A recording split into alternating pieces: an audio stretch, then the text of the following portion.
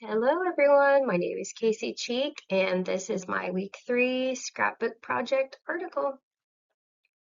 For week 3, the article that I found after researching that caught my eye was one from the American Psychological Association's website titled Explicit Scaffolding Increases Simple Helping in Younger Infants by Audon Dahl and colleagues.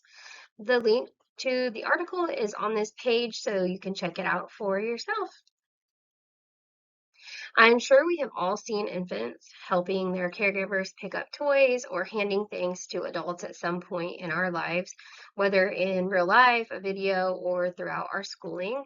Many might think this behavior is just instinctive, but it does not just appear out of nowhere. It is shaped by how adults interact with infants. A research study by Udan Dahl and colleagues, 2016, explored this by testing how explicit scaffolding, which is encouraging with statements like, "Can you help?" and praising with ones like, "Great job," impacts helping in infants. They found out that it works way better for younger babies between about 13 to 15 months old than older ones between 16 and 18 months old. These findings fit with Vygotsky's idea that learning is social and Piaget's stages of cognitive development.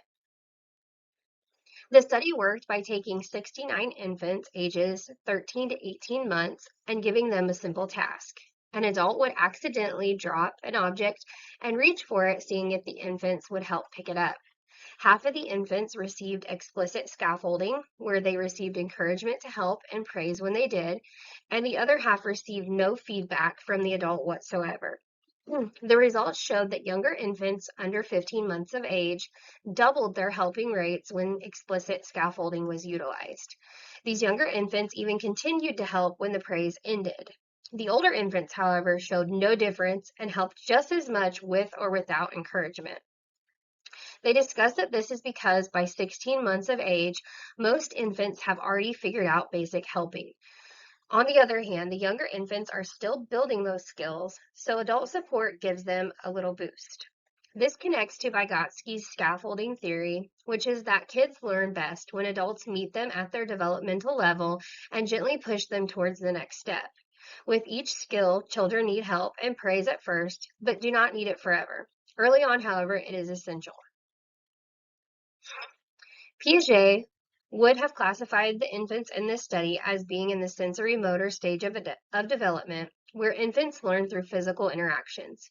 But Vygotsky added the social piece to this stage, stating that adults are not simply bystanders, but active guides in their infants' lives.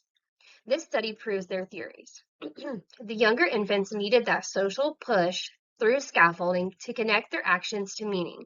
The older infants, however, had already internalized this. Early helping is not just innate, it is co-created by infants and the adults around them. Some may think scaffolding is being a helicopter parent, but it is actually about responsive support. If an infant hands you a toy, telling them they are such a great helper only reinforces that behavior. But by age 2, they are already doing these tasks without the push. This also explains why our parenting tactics change as our children grow. What works for younger children won't work for the older ones. Vygotsky coined this as gradual release, which is where scaffolding fades as children master skills. So the next time you see an infant helping with a task, keep in mind that behind that small action is a whole social world shaping their development completely. Piaget and especially Vygotsky are my absolute favorite theorists because they truly give us a playbook on how learning and development really happen, even through the smallest acts.